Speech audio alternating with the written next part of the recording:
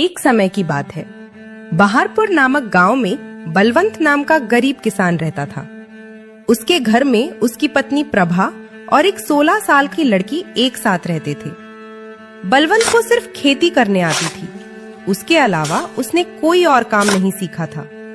सही समय पर बारिश ना होने की वजह से उसके खेत में फसल ही नहीं होते थे, जिसके कारण परिवार चलाना बहुत कठिन हो रहा था। सुनिए जी, आज तो घर में बिल्कुल भी कुछ राशन नहीं है। मुझे तो कुछ समझ नहीं आ रहा कि अब मैं क्या करूं। अरे प्रभा, तुम चिंता मत करो, मैं कुछ करता हूँ। बस इतना कह के बलवंत घर से चला जाता है। रास्ते में, हे राम, ये कैसा समय आ गया है। मेरे घर में राशन का एक दाना तक नहीं है। किसी तरह मैं और प्रभा भूखे पेट रह लेंगे, लेकिन मेरी बेटी का क्या। मैंने तो केवल खेत में मेहनत करना सीखा है, लेकिन उसमें भी बारिश सही समय पर न होने की वजह से खेत में फसल नहीं हुई। अब मेरे पास जमींदार से उधारी पैसे लेने के अलावा कोई दूसरा रास्ता नहीं है। बलवंत अपने गांव के जमींदार के पास जाता है। जमींदार हजारी लाल बहुत शातिर और चालाक किस्म का इंसान है, जो हमेशा हर किसी को बेईमानी से लूटने के बारे में सोचता रहता है। अरे आवा आवा बलवंत भैया, और बताओ कैसे आना हुआ है। क्या बताऊं जमींदार जी, बहुत खराब समय से गुजर रहा हूं। देखिए ना, अब की बार बारिश समय से ना होने पर खेत की सारी फसलें बर्बाद हो चुकी हैं। घर में अनाज का एक दाना भी नहीं है, इसलिए आपसे कुछ पैसे उधार लेने आया हूँ। अरे हाँ हाँ भैया, बोलो कितने रुपए चाहिए आपको। ऐसे समय में हम नहीं मदद करेंगे तो और कौन करेगा। बोलो बोलो, कितने दे दूं। आपका बहुत बहुत धन्यवाद जमींदार जी, लेकिन मैं ज्यादा पैसा उधार नहीं लेना चाहता, इसलिए आप ऐसा करें कि 2000 रुपए दे दीजिए। अरे भैया, ये कैसन बात कर रहे हो। भला 10-5 हजार रुपया तो लो, क्या पता आगे चल के कब बरसात हो जाए और कब समय बदले। जमींदार मन में सोचने लगता है। अरे ससुरा, तुम लोग इतना कम पैसा लोगे तो मैं कैसे कमाऊंगा। ज्यादा लोगे तभी है ना, हमें ज्यादा ब्याज मिलेगा। आखिर अब मैं क्या करूं। वैसे जमींदार साहब कह तो ठीक ही रहे हैं, पता नहीं कब भगवान की हम जैसों गरीबों पर दया होगी। एक काम करता हूँ, 10,000 ले लेता हूँ। जमींदार साहब, 10,000 पे कितना तक ब्याज लेंगे? अब देखो बलवंत भैया, 10,000 के 10% प्रति महीना। लेकिन आप तो अपने ही आदमी हैं, आपस में क्या धंधा करें। चलो आप 8% दे देना। हे भगवान, 8% प्रति महीना तो हमारे लिए बहुत ही ज्यादा ब्याज है। ले तो लेंगे, लेकिन चुकाएंगे कैसे। अगर नहीं लूंगा तो बेटी चिंकी भूखी ही रहेगी। चलो ले ही लेता हूँ, अगर भगवान की यही मर्जी है तो यही सही। अरे बलवंत भैया, क्या हुआ, क्या सोच रहे हैं। ब्याज के बारे में तो नहीं सोच रहे हैं। हाँ जमींदार साहब, इतना ब्याज कैसे। अरे कौनो चिंता की बात नहीं है। देखिए, आप तो अपने हैं, आराम से चुकाइएगा। कहिए क्या कहते हैं। अच्छा ठीक है, दे दीजिए। बलवंत उस जमींदार से 10,000 रुपया उधार लेकर चला जाता है। बलवंत जल्दी बाजार से सामान लेके घर के लिए वापस आ जाता है। घर पहुंचते ही प्रभा बलवंत के हाथ में सामान देखकर खुश हो जाती है और कहती है, अजी ये सब सामान पैसे कहाँ से मिले जी? देखो प्रभा, मुझे पता है तुम मुझ पर गुस्सा करोगी, लेकिन मेरे पास और कोई चारा भी नहीं था। मैं समझ गई जी, आपने किसी से उधारी पैसे लिए होंगे, पर कोई बात नहीं, मैं भी वही सोच रही थी। लेकिन ऐसे समय में गांव में किसी के पास देने के लिए पैसे नहीं है, तो क्या आप जमींदार से उधारी पैसे लेके आए हो? हाँ प्रभा, लेकिन तुम चिंता मत करना, भगवान के घर देर है अंधेर नहीं। अभी इस वक्त मेरी बेटी से बढ़ के और कुछ नहीं है मेरे लिए। हाँ, आप कह तो सही रहे हो, लेकिन वो जमींदार बहुत चालाक और बेईमान है। वो बहुत ज्यादा ब्याज लेता है और समय पर पैसे ना देने पर खेत या घर छीन लेता है। आपने कितने रुपए उधार लिए? मैंने तो 2000 ही मांगे थे, पर उसने कम से कम 10,000 या उससे ऊपर लेने को बोला, इसलिए मैंने 10,000 ले लिए। सुनो ना प्रभा, अब मेरी बेटी के आने का टाइम हो गया है। मैंने ये सब कुछ सामान उसी के लिए लाया है। जाओ, उसके लिए कुछ अच्छा सा बना दो। आजी, आज तो मेरी बेटी खुश हो जाएगी। इतना कह के प्रभा रसोई में चली जाती है।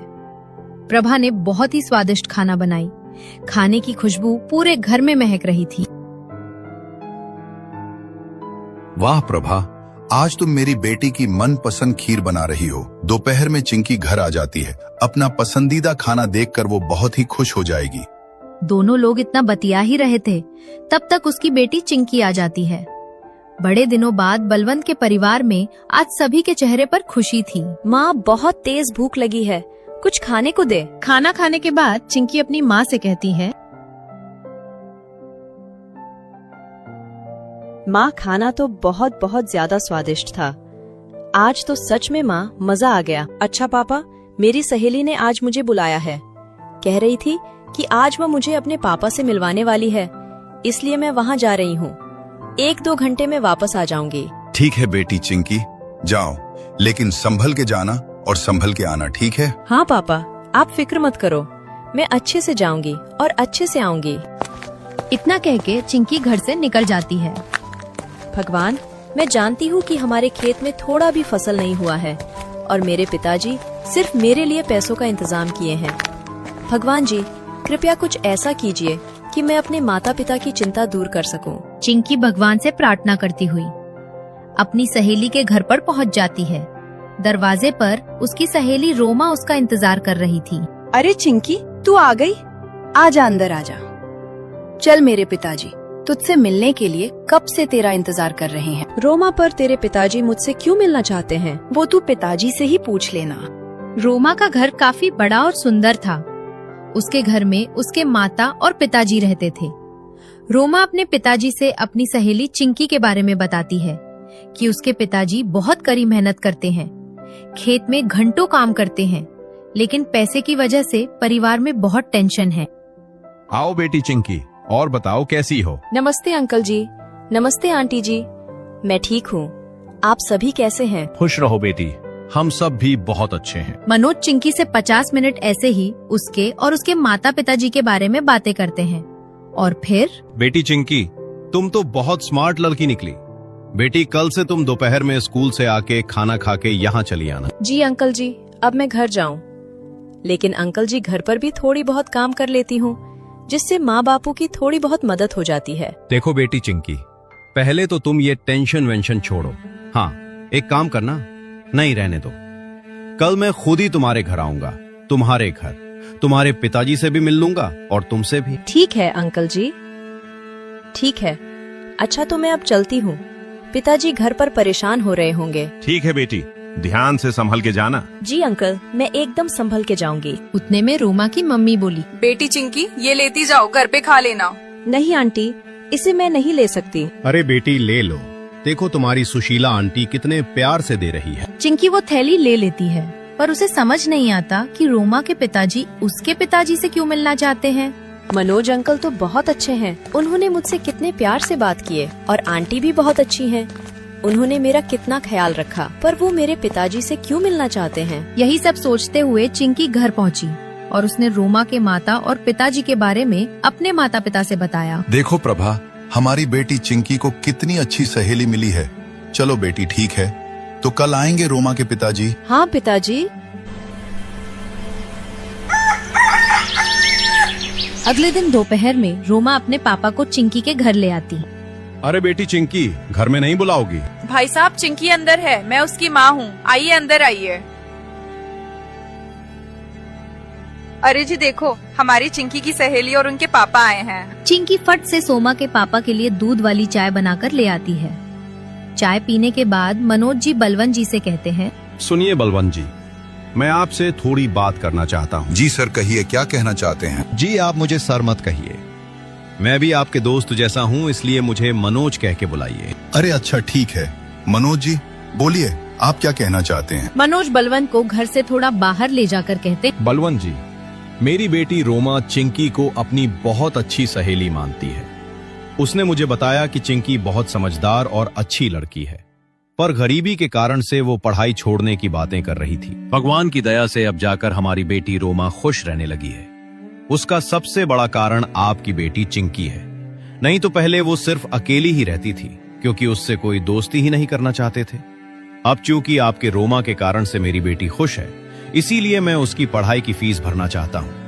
आप अब टेंशन भूल जाइए, समझे? बलवंत की आंखों में आंसू आ जाते हैं। आपका बहुत बहुत धन्यवाद मनोज जी, आपने मेरी चिंता दूर कर दी। बस उस दिन से चिंकी की पढ़ाई की चिंता दूर हुई। अब चिंकी रोमा के घर खेलने जाने लगी।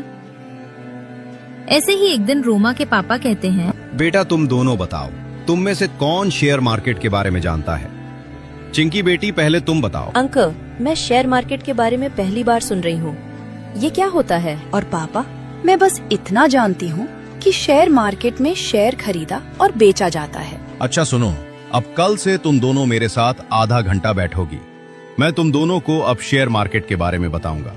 शेयर मार्केट के बारे में चिंकी को जरा भी समझ में नहीं आ रहा था, लेकिन उसको जानने की बहुत इच्छा थी।